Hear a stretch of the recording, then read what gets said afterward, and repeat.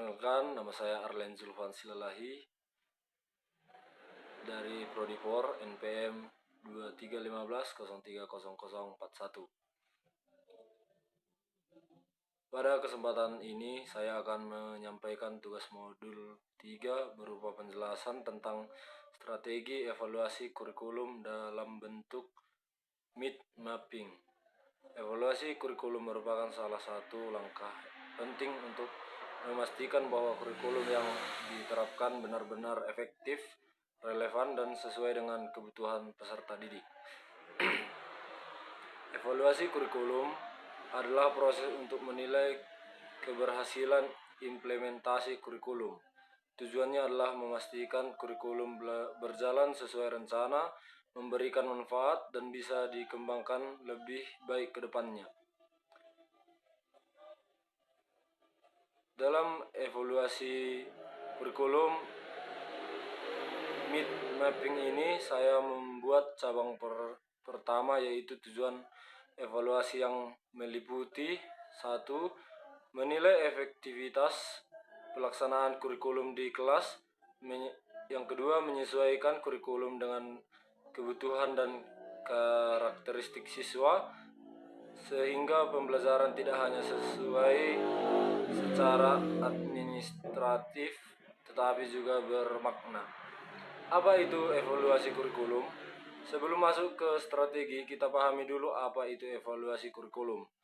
Evaluasi kurikulum adalah proses sistematis untuk menilai sejauh mana kurikulum yang diterapkan mampu mencapai tujuan pembelajaran yang diharapkan.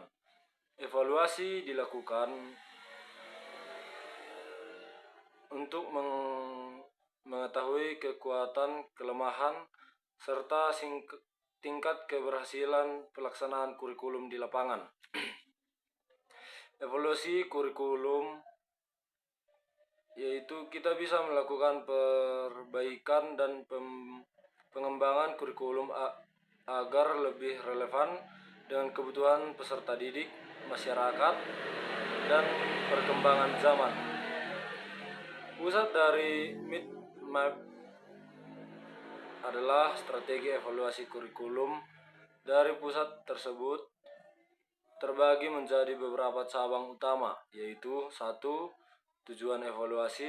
Evaluasi kurikulum dilakukan untuk 1. Menilai efektivitas pembelajaran. Yang kedua, mengetahui sejauh mana tujuan kurikulum tercapai. Yang ketiga, mengidentifikasi kebutuhan perubahan atau perbaikan. 2. Metode evaluasi dalam pelaksanaannya. Metode yang dapat digunakan antara lain observasi langsung terhadap proses pembelajaran, wawancara dengan guru, siswa, dan orang tua, angket atau kuesioner untuk menjaring pendapat dari berbagai pihak, studi dokumentasi seperti analisis RPP, dan penilaian hasil belajar. 3. Subjek evaluasi. Yang dievaluasi dalam kurikulum tidak hanya materi tetapi juga pihak-pihak pelaksana, yaitu seperti guru sebagai pelaksana utama kurikulum di kelas, siswa sebagai subjek pembelajaran. 3. Kepala sekolah dan tenaga pendukung lainnya. Yang keempat, instrumen evaluasi. Agar evaluasi objektif dan terukur, dibutuhkan instrumen yang tepat seperti rubrik penilaian kinerja guru, lembar observasi pembelajaran di kelas, angket kepuasan, dan refleksi dari peserta didik. Yang kelima, waktu pelaksanaan evaluasi. Evaluasi dapat dilakukan dalam 3 tahap, yaitu yang pertama, evaluasi formatif, yaitu di awal proses pembelajaran. Yang kedua, evaluasi sumatif, yaitu di akhir semester atau akhir tahun.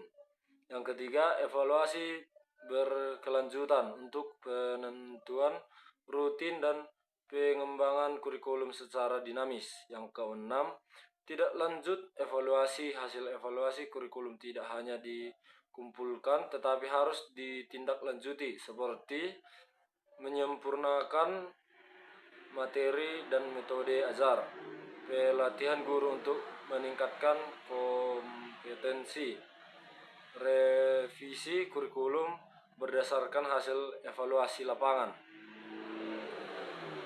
Penutup, yaitu dari map tersebut kita bisa melihat bahwa strategi evaluasi kurikulum harus dilakukan secara menyeluruh, terstruktur, dan berkelanjutan. Yang kedua, dengan pendekatan evaluasi yang tepat, kita bisa memastikan bahwa kurikulum yang digunakan benar-benar mendukung mencapai kompetensi peserta didik.